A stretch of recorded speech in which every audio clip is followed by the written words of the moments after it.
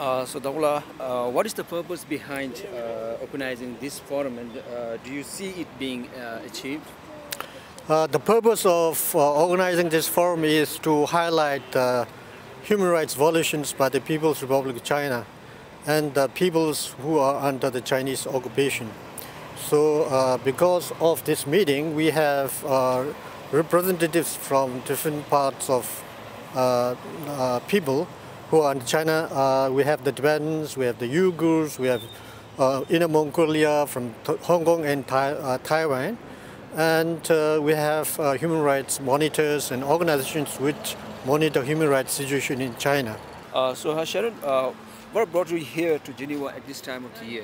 Well, two big important events for the Geneva Forum organized by CTA and for the supporters of Tibet and what is going on in Xinjiang for us to raise the issues.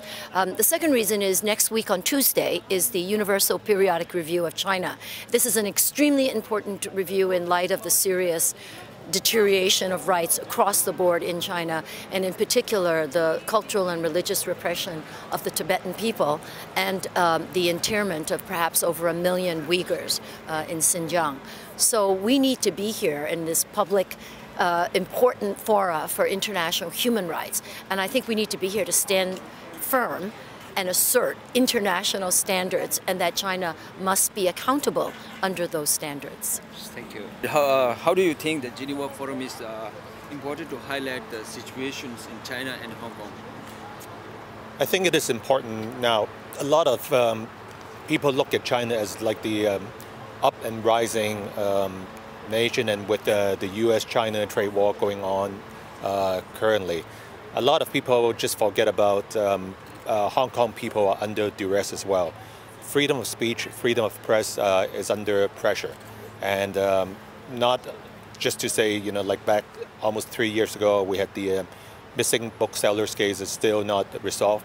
And recently, there's a bureau chief from FT is kicked out from Hong Kong, not being able to renew his visa.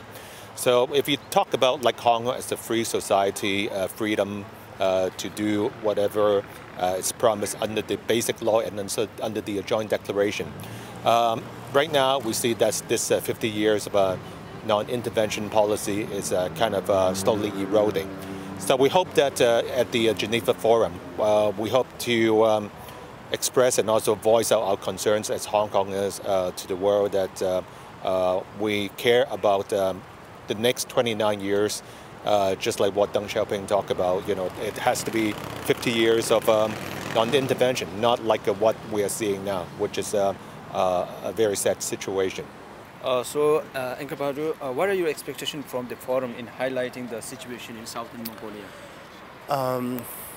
My name is Enghebatu Togochog. I represent the Southern Mongolian Human Rights Information Center based in New York. I'm here today with our Tibetan and Uyghurs and Chinese friends in front of the United Nations building.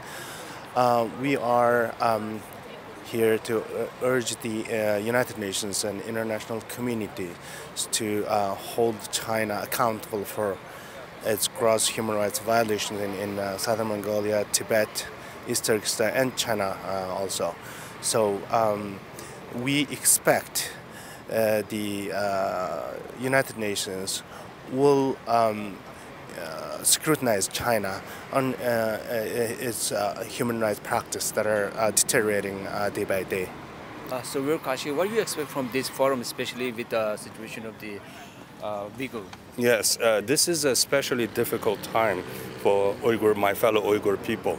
And then Tibetan people have also shown us enormous courage and then set a great example for us to learn. We have to take the high moral ground, and we have to assemble our courages. And then we hope this forum that we can discuss these issues and then we can unite our forces. How do you think today's forum will be successful in highlighting the situation in Tibet and in bringing the spotlight on China? Yeah, I think the key is timing, and right now is one of the most intense moments for China. They're in the hot seat. This is where a rare opportunity to shine light on the rights abuses and their practices in China, in Tibet, in Xinjiang, and so when you have this timing right on the eve of their review, I think to have such an event is critical. It brings the spotlight to Tibet, it brings the spotlight to China's rights abuses, and it makes that extra bit of discomfort for them, because this is the place where the world meets. This is the venue that they do not want these things discussed. And so timing is everything. This sort of thing is critical at a moment like this. And to have so many Tibetans here, to have representatives of the Tibetan government in exile here, to have representatives, Tibetans who have spent time in prison in Tibet like Gola Jigme, and this international advocacy sort of community, not just Tibetans, but all of the friends and supporters from around the world here at this moment, that also sends a powerful message, I think, that Tibet exists in this world with support, that people want Tibetans to be free, they want Tibetans to have their rights, and they're willing to travel and to work for it. And that is something that Chinese need to feel and the world needs to see. So this timing is everything. So Mandie, why do you think it's important to discuss the challenges to the UN human rights situation in engaging in China? I think the institution of the United Nations is a forum for governments to be able to put pressure on China to make the changes that we need to see. China are using their might to try and push the boundaries within the United Nations as far as possible, and we have institutionalized mechanisms which will enable us to be able to put more pressure on China to actually see change, and governments around the world really need to step up and ensure that they are using these mechanisms to really put pressure on China, because it's a forum which is there for us to make changes, and China cannot use its strength and its power to overwhelm governments in a forum which is there for nations around the world to actually see change happen. And it's vitally important that governments really step up now to make sure that they challenge China and they use the Universal Periodic Review to really put forward concrete recommendations that will ensure that China know that they're not allowed to get away with the abuses that they have against the Tibetan people, against the Chinese people, against Hong Kongers, and against the Uyghurs. Thank you.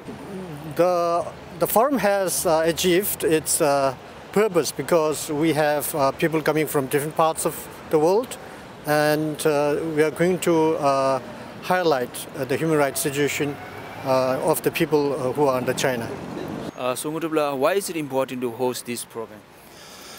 I feel this is very important because the Tibetan situation is very critical at this moment. So the UPR is very near.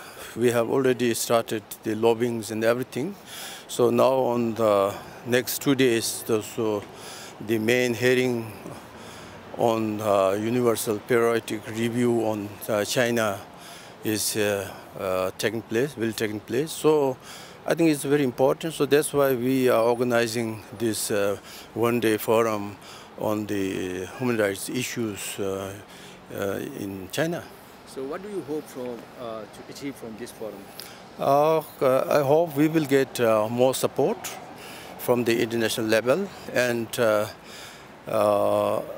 so because of that, then we can gain more, support, and then all the international people must know what is the inside Tibet's situation. So I think we will gain more support and then some positive impact on this forum.